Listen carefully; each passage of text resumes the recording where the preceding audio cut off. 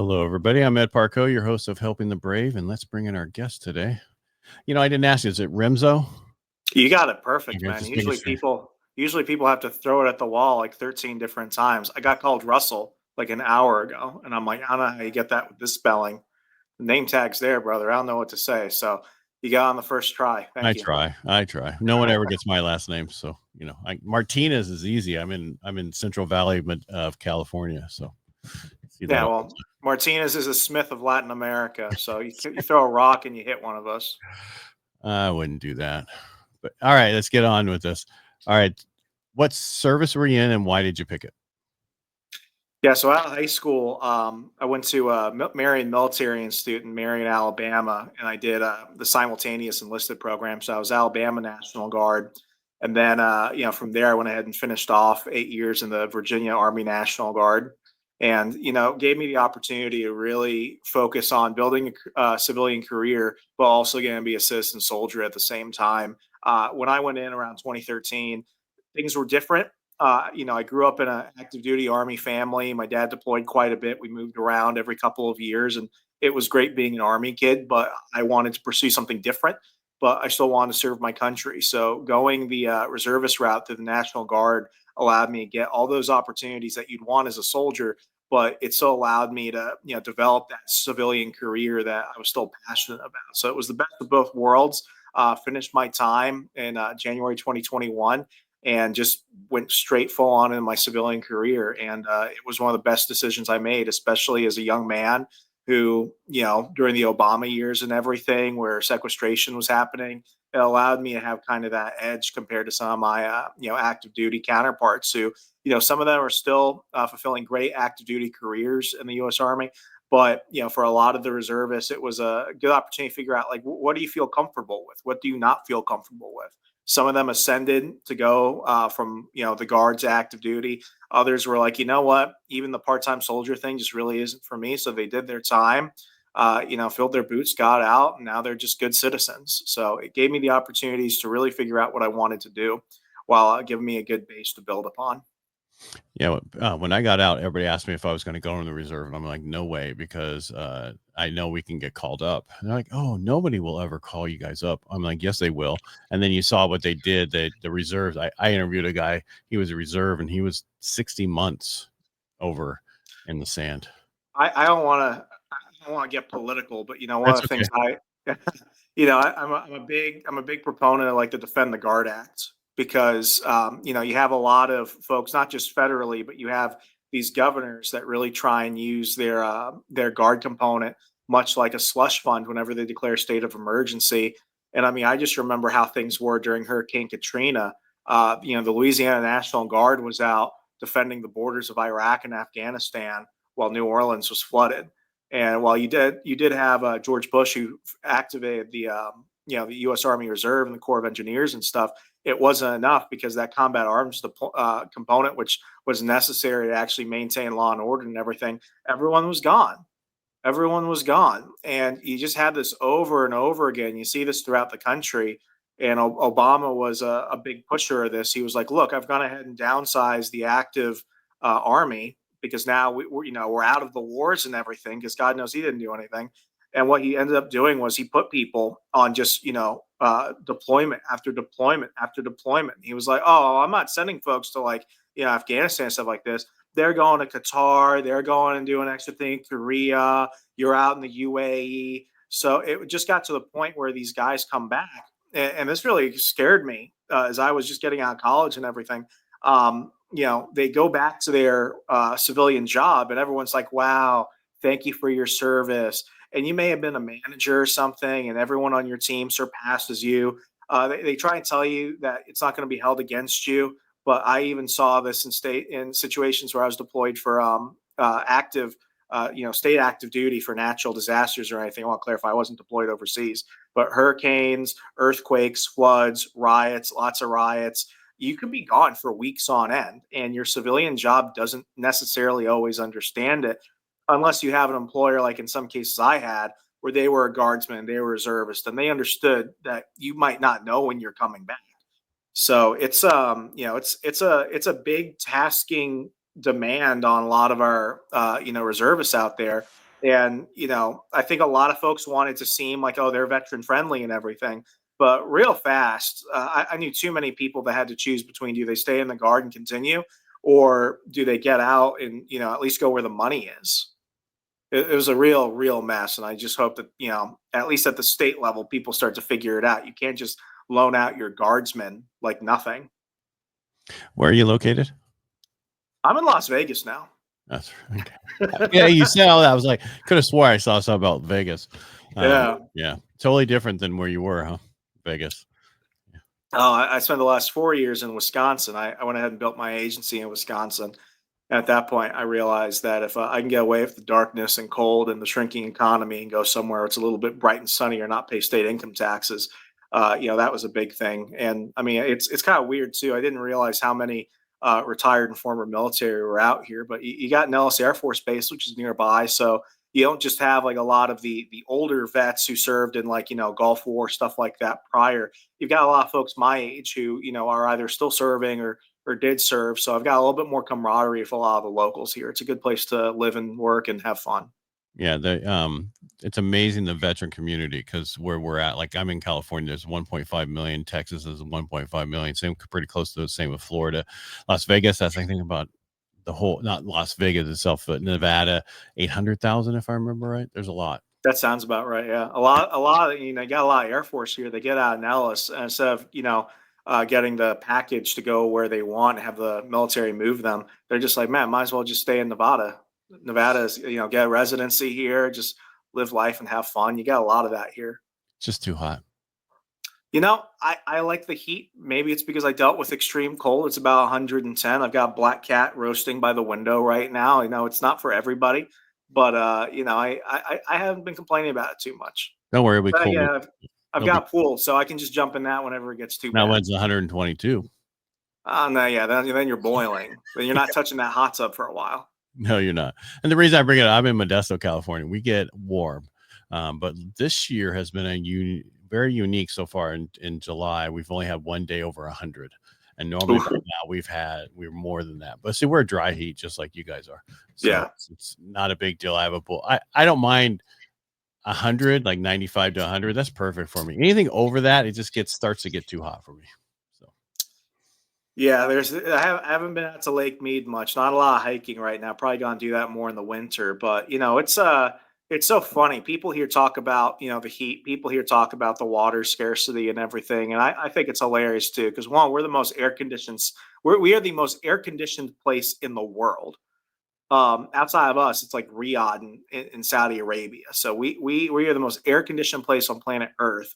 In terms of water, it's like they're going to find a way, through thick and thin, to go ahead and make sure that we don't run out of water out here. Because I don't see them slowing down on home development. well, if you look at like Arizona, some of Mhm. the places have stopped building because of the fact that they're worried about water.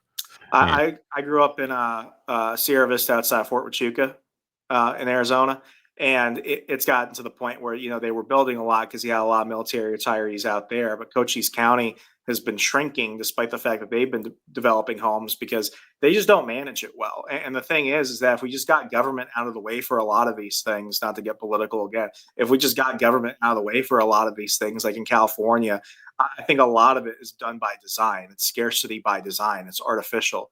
When we look at the way that we treat water, and when we look at the way in which you could excavate certain public lands, which should serve the people at the end of the day, a lot of that could have been solved. There's no reason why the U.S. should be behaving like half the country is in a third world developing nation. Like, we're not Africa. This isn't the case. no, I mean, No, I mean, what was that? what was that? Oh, You went to a you went to a different different speaker. Something. I'll fix that.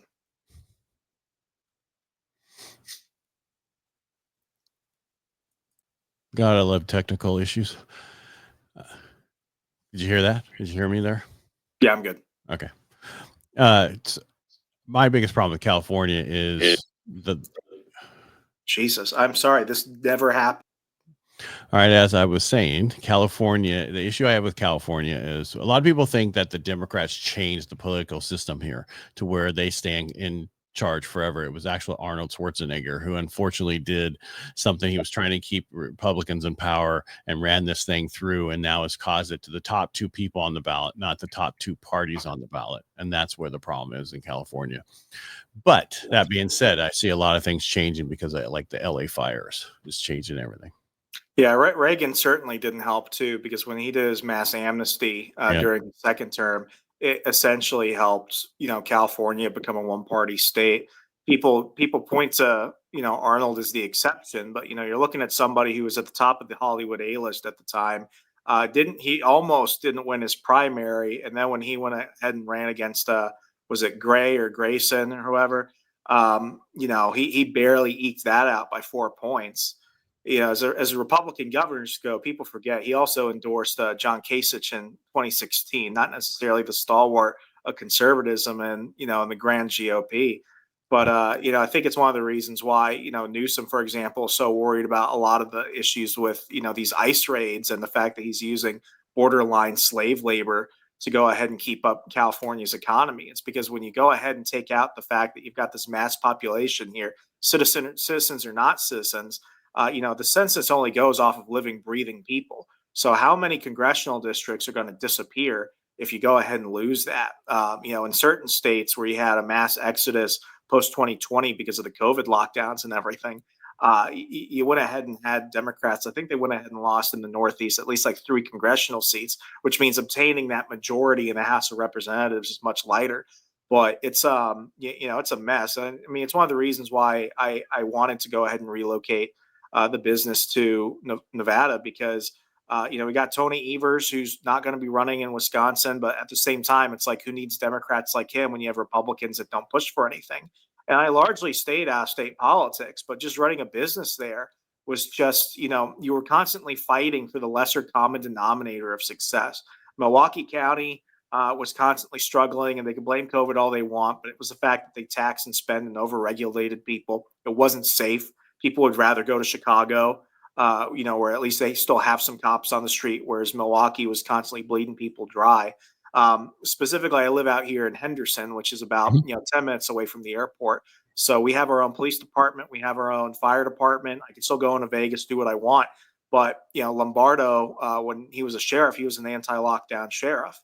And I largely really like him as a governor. And, despite the fact that Democrats have the state House and state Senate out in Carson City, largely it's a purple state. People here are very libertarian. They just want to do business, be left alone, and do their thing. At the end of the day, 3/4 of Nevada is federal land anyway. So you feel like you're in a big, small town, and people ultimately realize that if you get out of the way, you let people work, and you keep things safe, there's a reason why Henderson's the second safest city in America. Outside, I think it's like Salt Lake City, which is all the Mormons, which, they don't tolerate that type of stuff. So, I think what I would like is for red states to become redder. I'd like them to be more like Florida, give people options. John Stewart used to say, and I like to quote him, we've got 50 meth labs of democracy. If you want to go out to Washington State where, you could marry a dog and have your children do crack on the street, if that's what makes you happy, go ahead and do that. But you're not going to go ahead and do that in my neighborhood. And I think a lot of people here give the Californians a lot of, flack for moving here. But luckily, the ones that I've met who left California, they left especially after COVID, because they saw how Newsom went ahead and treated things with the summer of love and, destroying two out of every 3 businesses that locked down for 2 weeks or more, faster than any other state government in the country. And they want to come here and they want Nevada to be more Nevada. So, as long as people come here with that in mind, I think you're going to do fine. But I feel bad for folks in California. I mean, California largely is a red state. It went redder in 2024. We saw that in certain congressional districts. But, unless people start breaking off and we see the free state of Jefferson anytime soon, it doesn't matter how many people you deport at this rate. It still takes a lot of folks who show up to vote, sadly, who just vote time after time for Democrats. So, I feel bad. If that's what you want, that's what you get. Sadly, people Yeah. get the government that they choose. It's going to change though.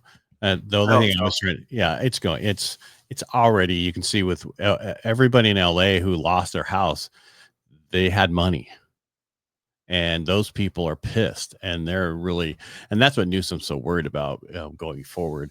And everything that's coming up, he's trying to make himself look better. But I don't want to stay on this political route with Yeah, sorry, I went on a whole yeah, tangent okay. there. I don't want to get into it, but I want to go for a whole 10 minutes on it. No, the issue that I see is you're right. People will move to where it's better for business and everything else.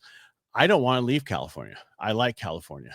I know it's going to change. We had these issues in the 80s with New York and California when Carter was in, and then everything else. It just got really bad, and then it got better. And that's what I see. I see it's starting to go. It's going to get better because we went too. It always swings so far one way, and then swings back the opposite way a little bit more. So I joke that life is like a flat circle.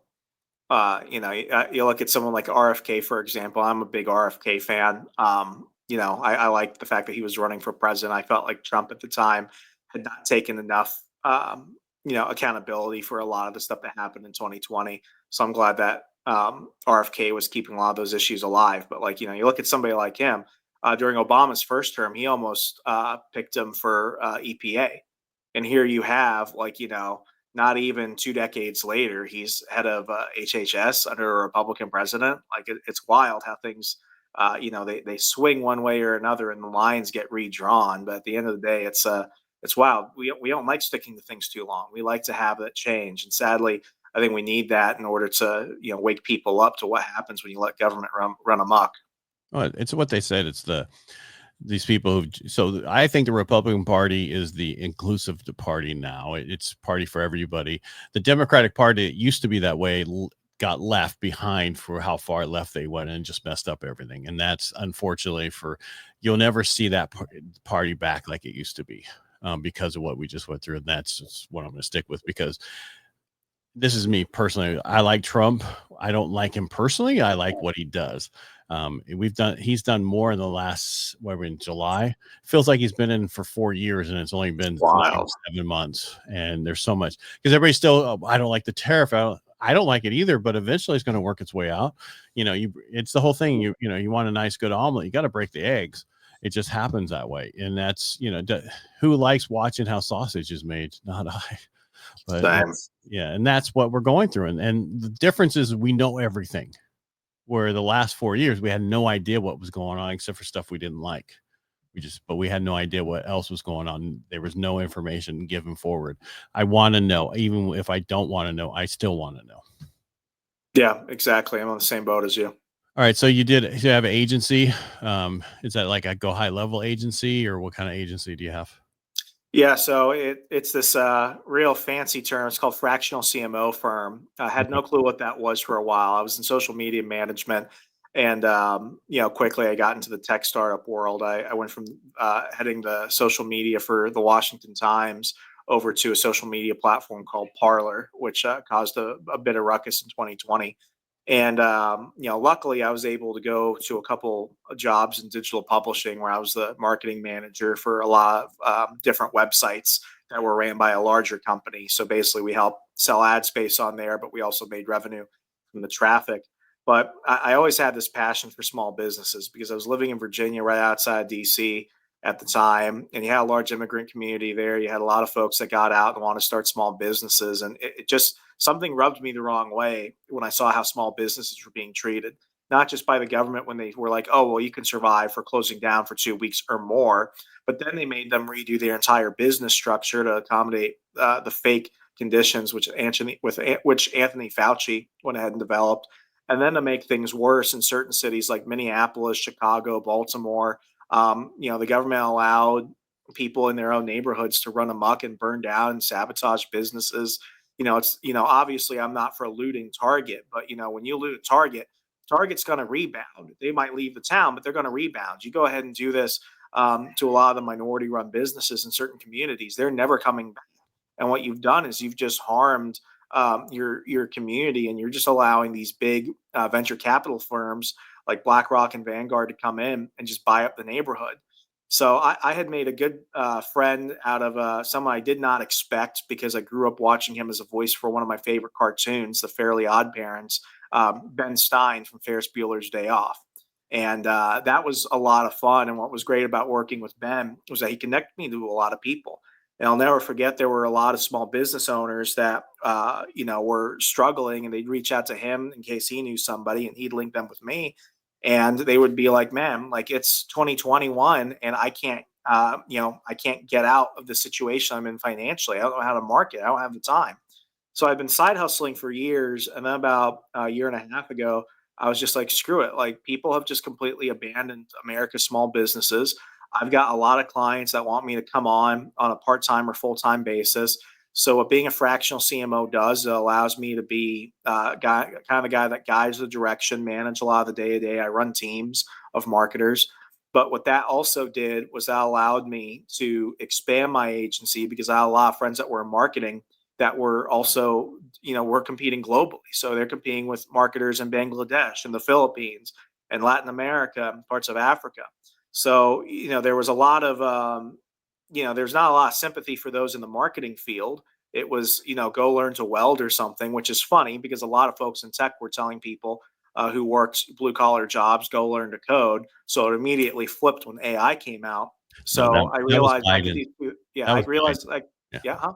That was Biden who said that. That was Biden. Yeah, it was him. And I thought, I can go ahead and solve two birds, two problems with two solutions. One, I can go ahead and help out small business clients by having the lowest, most cost-effective prices available for the stuff they need, whether it was web design or pay-per-click ads, you name it, we could figure it out. But I was also going to make sure that my friends could come in as contractors and still work on their terms and still work for American businesses. It's one of the reasons why throughout my website I say it's 100% US based because we don't use foreign marketers to help, our businesses, which are largely based in the US. And that was it. I think a lot of people they have this abstract view, and I definitely had this for years as a younger man, which is people get into business because it's just for money. And I'm not going to say that money isn't a leading indicator of why you want to start a business, but I wanted freedom and I wanted the ability to help people. And not only do I get to live life on my terms, but I get to work with who I want. I get to employ with who I want. I get to help people achieve their slice of the American dream, and I help my friends stay employed. So, that was really the crux of it, which is, things have to change. I think COVID really changed a lot in me, like it did a lot of people.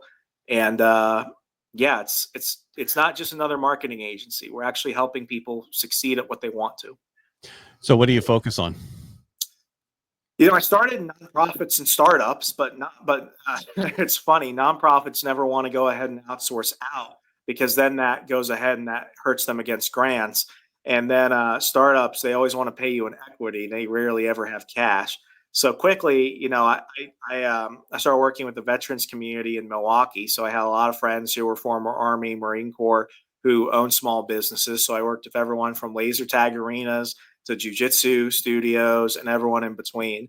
Like one of my big clients, for example, is a nationwide super PAC. I've got another one which is a consultancy, in Latin America, and then I help everyone in between. What I do tell people though is that there are certain folks I don't work with, and here are the folks I don't work with.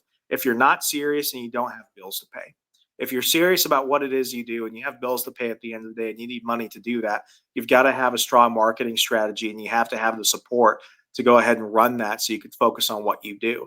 I think a lot of business owners, especially in small to mid-sized businesses, restaurants, retail, you name it, they feel like they have to do everything. And it's like, listen, man, you didn't go ahead and start your practice or build your business because you loved marketing. You did it because you loved what you were doing. So why not go ahead and scale and bring in people that are good at this and know what to do so you can spend more time making money at what you're passionate about so you're not dragged down in the stuff that you don't have to do. And I say this as a business owner. We all have to do the shit we don't want to do. Before we were recording, I was dealing with a whole bunch of registration stuff because we went ahead and just moved our LLC from Wisconsin to Nevada, which was very costly and required a lot of paperwork. So you're never going to be out of it. But if I could go ahead and take 10 hours out of your week and I can go ahead and 10x your income within 2 quarters or more, why would you say no? So that's just the proposition I give out to people. I think everyone is in the business of solving problems. And if I can help you make that a little bit easier, that's my goal. Question for you. You said you moved your LLC? Yeah, so I went ahead and did something called a conversion. And long story short, you can go ahead and convert it from a business in one state and convert it to a business in another.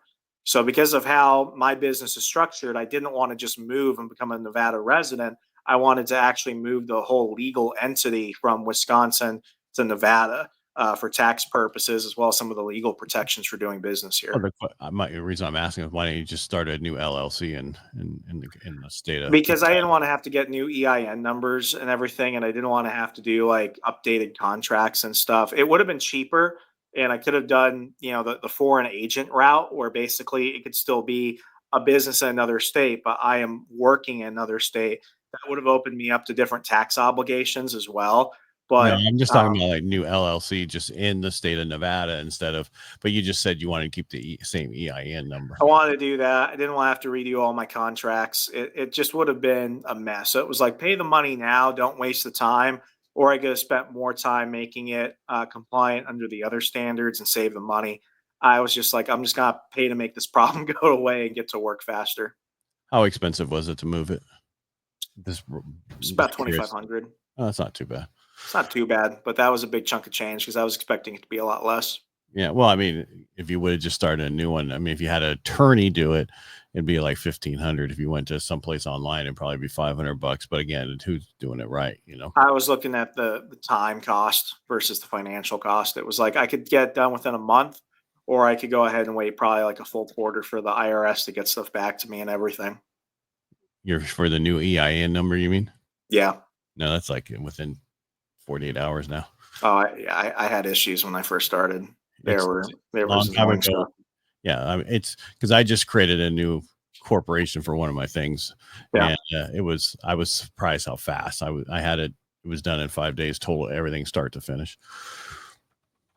So it just and that included the EIN number, so and S corp. Yeah. But I'm saying it just whatever. I Learn. mean, no, it's you wanted to keep the same EIN number. That's Yeah. different. For me, Yeah. I wouldn't have cared. I would have just had. But again, if you have to change your contracts, how much is that going to cost you? Is that your time or somebody else's time? It was mostly my time. Yeah. Yeah. Well, what are you going to do? So all right. So now you're in Nevada corporation and you're out of Nevada. So you get all the protection from that. What's the plan going forward from here? Just continue what I'm doing. I'm opening up a second company here in January, which I'm really excited to go ahead and share more news about at the beginning of 2026. We're getting things set up now. And, right now it's just enjoying the fruits of my labor, so to speak. I was able to bring in my wife into the agency. She works as my executive assistant. I'm able to go visit my family really whenever I want.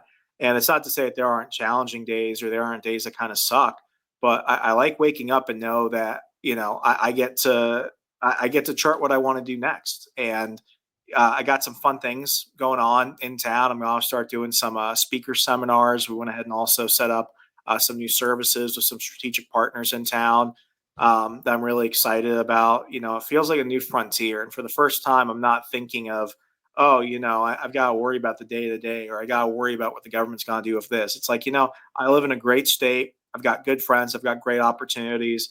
I've survived 100% of the horrible things I thought were going to happen to me. And it's cheesy to say fortune favors the bold, but I see a lot of my friends who back in Virginia work in like the defense industry and stuff like that. And while they might make good money, they're slaves to their jobs that they don't like, and they live in places that are constantly taxing them like crazy, and the cost of living is insane. And here I am. I saw where I was, and I didn't really like where I was, and I wanted to move out.